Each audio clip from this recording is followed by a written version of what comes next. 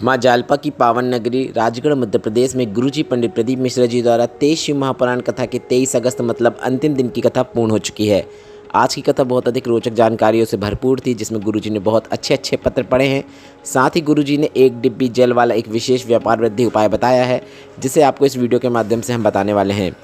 24 अगस्त को मतलब कल एक वीडियो आएगा, जिसमें हम इस 23 शिव महापुराण कथा जो कि राजगढ़ में हुई, इसमें गुरुजी ने जितने भी उपाय बताए हैं सब उपाय हम आपको वीडियो के माध्यम से करके बताएंगे।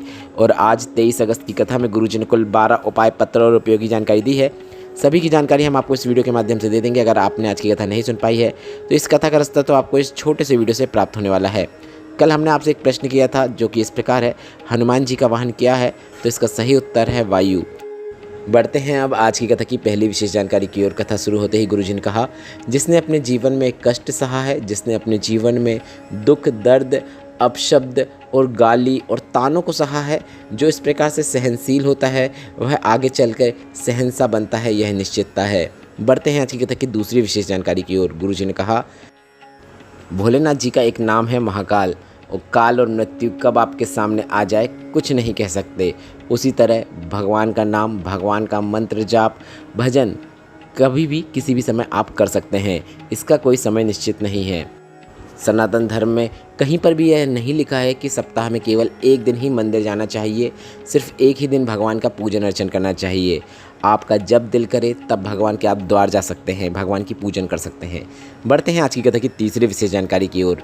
पूजा जी कोटा राजस्थान से पत्र लेकर आए, जिसमें उन्होंने लिखा, मेरे गर्भ से 2 बेटियों ने जन्म लिया और गर्भ में पीलिया हो जाने की वजह से उस समय बहुत दिक्कत हुई और एक बेटी की मानसिक स्थिति कमज़ोर हो गई और एक बेटी स्वस्थ थी। एक बेटी मानसिक रूप से विकलांग भी हो गई, जो ना बोल पाती थी ना ही पाँव से चल पाती थी। एक बच्ची एकदम स्वस्थ थी। इसके बाद कुछ वर्ष निकले और कुछ वर्षों के बाद जो मेरी बेटी स्वस्थ थी उसकी तबीयत खराब हुई और वह मर गई। इसके बाद वह बेटी बची जो बचपन से ही विकलांग थी, मानसिक रूप से कमज़ोर थी, जिसको डॉक्टर ने यह कह दिया था कि यह जीवन भर ऐसे ही रहेगी, ना बोल पाएगी ना चल पाएगी। पर हमने विनती करने कोबरेश्वर धाम गए, वहाँ से रुद्राक्ष लेकर आए।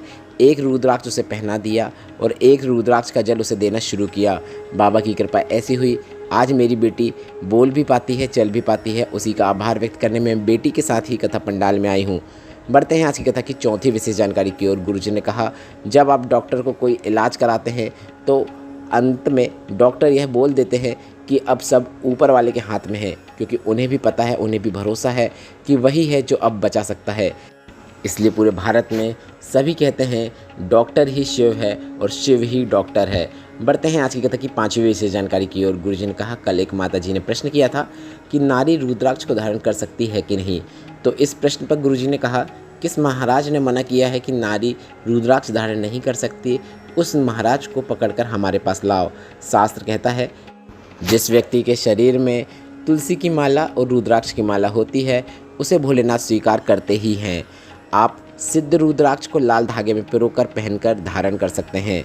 बढ़ते हैं आज की कथा की छठवीं विशेष जानकारी की ओर। गुरुजी ने कहा, अगर कोई व्यक्ति बहुत भटक गया है, गलत मार्ग में है और उसकी संगत कोई सत्संगी से हो जाती है, सत्संग करने वाले व्यक्ति से हो जाती है, मंदिर जाने वाले व्यक्ति के साथ वह जुड़ जाता है, तो वह भी धीरे धीरे बुरी संगत से दूर हो जाता है और भगवान की भक्ति को धारण कर लेता है।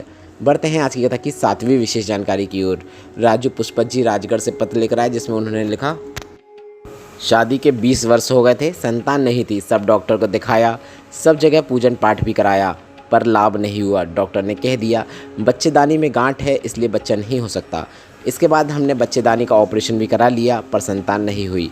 10 वर्ष हो गए बच्चेदानी का ऑपरेशन कराए, पर संतान नहीं हुई। तब किसी ने कहा, टीवी में शिव महापुराण कथा आती है, वह सुनो। इसके बाद हमने टीवी में शिव महापुराण कथा जो आ रही थी वह सुनना शुरू किया। आसन लगाकर कथा सुना और मन में ही कामना कर ली। हमने पशुपतिनाथ व्रत भी किया। साथ में हमने गुरुजी का बताया अनुसार सफ़ेद आंकड़े की जड़ वाला प्रयोग भी किया।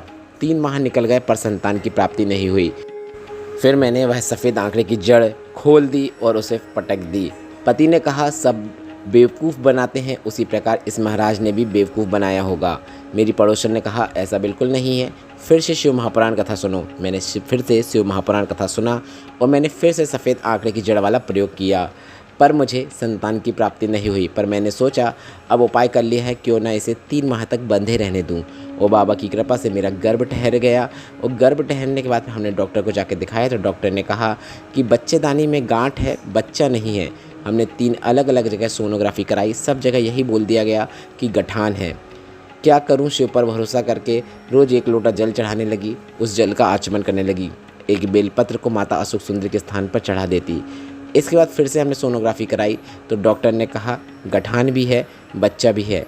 ऐसा क्रम चलता रहा। शिव पर विश्वास रखकर रोज़ 1 लोटा जल बेलपत्र चढ़ाती रही। और जब समय आया तब मैंने जुड़वा बच्चों को जन्म दिया। एक बेटा और एक बेटी ने जन्म लिया है। उसी का आभार व्यक्त करने में कथा पंडाल में आई हूँ। बढ़ते हैं आज की कथा की 8वीं विशेष जानकारी की ओर। गुरुजी ने कहा जो अच्छी प्रवृत्ति के लोग होते हैं, भगवान की भक्ति में लीन रहने वाले लोग होते हैं, दूसरों का दुख देखकर दुखी होते हैं, दूसरों का सुख देखकर सुखी होने वाले लोग रहते हैं, इनके जीवन में थोड़ा दुख जरूर आता है। पर जो असुरी प्रवृत्ति के लोग होते हैं, पाप पर पाप किए जाते हैं और जब उनका पाप का घड़ा भर जाता है और वह पाप का घड़ा जब फूटता है तो उनका जीवन नष्ट हो जाता है।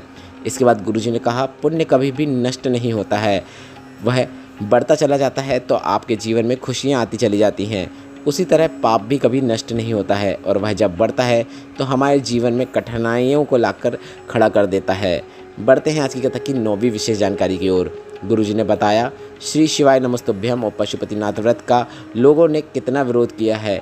खूब विरोध करते थे। जब हम कथा वाचने के लिए बैठते थे तो लोग अपशब्द बोलते थे, बहुत बुरा बुरा बोलते थे, पर बाबा ने सब संभाल लिया और आज सभी को श्री शिवाय नमस्तुभ्यम मंत्र और पशुपतिनाथ व्रत का महत्व पता चल गया है। बढ़ते हैं आज की कथा की 10वीं विशेष जानकारी की ओर। गुरुजी ने पशुपतिनाथ व्रत का वर्णन करते हुए जानकारी दी कि किस प्रकार से आपको व्रत करना है, किस प्रकार से सुबह की पूजन की थाली तैयार करना है, शाम को किस प्रकार से पूजन करना है, किस प्रकार से 6 दिए ले जाकर मंदिर में 5 प्रज्वलित करना है।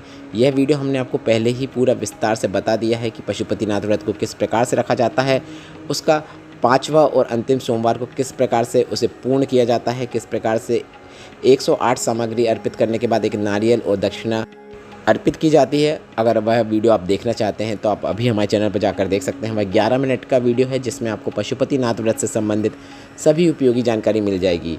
और इसके साथ ही आज गुरुजी ने कहा अगर आप एक पशुपतिनाथ व्रत पूर्ण होने के बाद फिर से दोबारा पशुपतिनाथ व्रत रखना चाहते हैं तो ऐसा नहीं करना है कि आपने अभी किया और अगले ही सोमवार से आपने फिर से दोबारा पशुपतिनाथ व्रत रख लिया। ऐसा बिल्कुल नहीं करना है। आपको एक पशुपतिनाथ व्रत पूर्ण होने के बाद दूसरा पशुपतिनाथ अगर आप फिर से रखना चाहते हैं तो बीच में कम से कम 2 से 3 महीने का अंतराल होना ज़रूरी है, तभी आपको शिव की कृपा प्राप्त होती है। बढ़ते हैं आज की कथा की 11वीं विशेष जानकारी की ओर। गुरुजी पंडित प्रदीप मिश्रा जी की अगली कथा एक दिन बाद मतलब कल 24 अगस्त है, उसके बाद 25 अगस्त से ही शुरू हो जाएगी। यह कथा 25 से 29 अगस्त तक बालोद छत्तीसगढ़ में होने वाली है। इस कथा का नाम गुरुजी ने बताया है मणिलिंग शिव महापुराण कथा होगा। साथ ही गुरुजी ने बताया इस कथा का समय दोपहर के 2 बजे से लेकर 5 बजे तक होने वाला है। साथ ही गुरुजी ने इसके बाद जो छत्तीसगढ़ बालोद की जो कथा होगी उसके बाद जो अगली कथा होगी वह मध्य प्रदेश के छिंदवाड़ा में होगी। यह कथा 5 से 9 सितंबर 2023 तक होगी। यह 5 दिवसीय शिव महापुराण कथा है। उसके बाद जो अगली कथा होगी वह 15 से 21 पुणे सांघवी में अष्टविनायक शिव महापुराण कथा होगी। यह 7 दिवसीय शिव महापुराण कथा होगी जिसे आप आस्था और यूट्यूब के माध्यम से देख पाएंगे, आनंद प्राप्त कर पाएंगे। बढ़ते हैं आज की कथा की 12वीं और अंतिम विशेष जानकारी की ओर, जो कि गुरुजी ने एक काफ़ी अच्छा उपाय बताया है। गुरुजी का बताया इस कथा का अंतिम दिन का सबसे विशेष उपाय है, थोड़ा ध्यान से सुनिएगा। गुरुजी ने कहा दुकान में बैठे हो, दुकान नहीं चल रही है, ग्राहक भी नहीं आ रहे हैं, आंखों में आंसू आ रहे हैं कि ऐसे कैसे मेरा जीवन चलेगा, ऐसे कैसे परिवार की पूर्ति होगी। तो गुरुजी ने कहा आप निराश मत हो। सभी से हम निवेदन करना चाहेंगे निराश होने की ज़रूरत नहीं है, रोना नहीं है। उस समय उस घड़ी वहीं पर बैठे बैठे आपको श्री शिवाय नमस्तुभ्यम बोलते जाना है। इसके बाद गुरुजी ने कहा कि ऐसी माताएं बहनें जिनके घर में व्यापार चल रहा हो, मतलब कोई व्यापार करने जाता हो, कोई व्यापार करता हो, तो आपको एक प्रयास करना है। आप शिवालय में जाकर 1 लोटा जल चढ़ाते हैं तो शिवालय पर जाकर जब 1 लोटा जल चढ़ाते हैं, थोड़ा सा जल जब आप कलश में प्राप्त करके अपने घर आते हैं तो उस थोड़े से प्राप्त किए हुए जल को आपको डिब्बी या फिर कोई भी छोटी सी बोतल हो, छोटी सी डिब्बी हो, उसमें भर देना है। और उस जल को आपको अपने पति या अपने बेटे या अपने भाई को दे देना है और दुकान जाते समय उन्हें दे दीजिए और उनसे यह कह दीजिए कि दुकान में प्रवेश करने से पहले उस जल का छिड़काव करते हुए दुकान में प्रवेश करें।